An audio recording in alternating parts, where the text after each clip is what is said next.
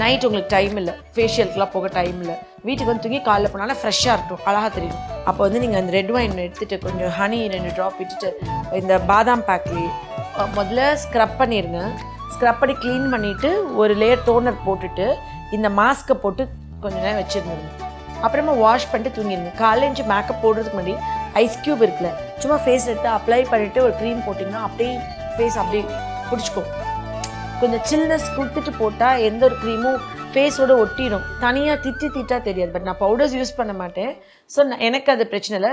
சிலர் பவுடர் போட்டாங்கன்னா வேர்த்து அங்கங்கே நிற்கும்ல, அப்போ அந்த இந்த இந்த டிப் வந்து ரொம்ப ஹெல்ப்ஃபுல்லாக இருக்கும். இப்போ வீட்டில் எல்லாம் பொம்பளை பிள்ளைங்க இருக்காங்க, முகம் அந்த காலேஜ் டேஸில் பளபளப்பாக இருக்கணும், அந்த க்ளோயிங் ஸ்கின்னுக்கு தானே ரொம்ப ஏங்குறாங்க.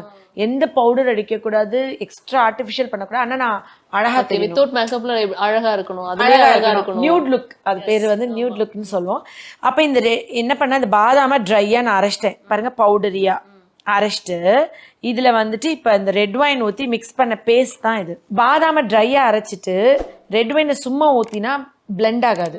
பாதாமை ட்ரையாக அரைச்சதுக்கப்புறம் இந்த ரெட் வைனை மிக்சிலே ஊற்றி திருப்பி அரைக்கணும். அப்போ தான் இந்த வைனும் இந்த பாதாமும் கன்சிஸ்டன்சியில் இந்த மாதிரி வரும். நீங்கள் பாதாமை ஊற வச்சு தனியாக வெளியே எடுத்து இந்த வைனை மிக்ஸ் பண்ணிங்கன்னு வச்சுக்கோங்களேன், அது வந்து அந்த இதோடு சேர்ந்து அப்சர்வ் ஆகுறது. இந்த தோலியே உரிச்சிட்டு சாப்பிடும். பாதாம் அப்படியே கூட சாப்பிடல.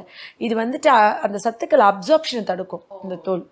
அதனால அதை வந்து நம்ம பண்ணக்கூடாதுன்னு சொல்லுவாங்க. இந்த பாதாமை ட்ரையாக எடுத்து மிக்சியில் அரைச்சி இந்த மாதிரி பவுடர் பண்ணி வச்சுருக்கோம். இது வந்து ட்ரை பாதாம் பவுடர். சும்மா இந்த பவுடரில் இப்போ இந்த பவுடர் இது ட்ரையாக அரைச்சிட்டோம், பவுடர் பண்ணிட்டோம். இப்போ இந்த பவுடரில் வந்து ஜஸ்ட் இது வந்து ரெட் வைன். வைன் அது. ஆமாம், வைன். ஓகே, நம்ம வந்து வைன்னா உள்ளே எடுத்துக்குவோம், இன்டேக் எடுத்துக்கணும். எல்லா பழக்கடையிலையும் இருக்கும், நான் ஆல்கஹாலிக் வைனே இருக்குது. ஆனால் கொஞ்சம் அதில் ஒரு ஆல்கஹால் கண்டென்ட் வந்து இருக்கும். நம்ம ஃபேஸ்க்கு அப்ளை பண்ணும்போது இப்போ wine mask, wine facial, red wine facial அதெல்லாம் ட்ரெண்டிங்காக இருக்குது, நம்ம பார்ப்போம். நிறைய வந்து வைன் ஷாம்புலாம் கூட இருக்குது. வைன் வந்து ரொம்ப இது வந்து anti bacterial, anti fungal.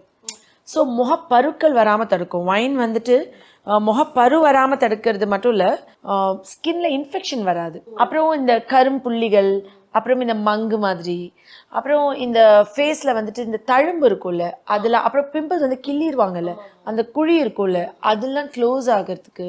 Even skin tone, சிலருக்கு இங்கே கருப்பாக இருக்கும், கண்ணு சுற்றி கருப்பாக இருக்கும், வாய் சுற்றி இங்கே மட்டும் கருப்பாக இருக்கும், அங்கங்கே திட்டாக இருக்கும், நெத்தியிலேருந்து இங்கே வரைக்கும் ஒரே அந்த ஸ்கின் டோன் மெயின்டைன் பண்ணுறது.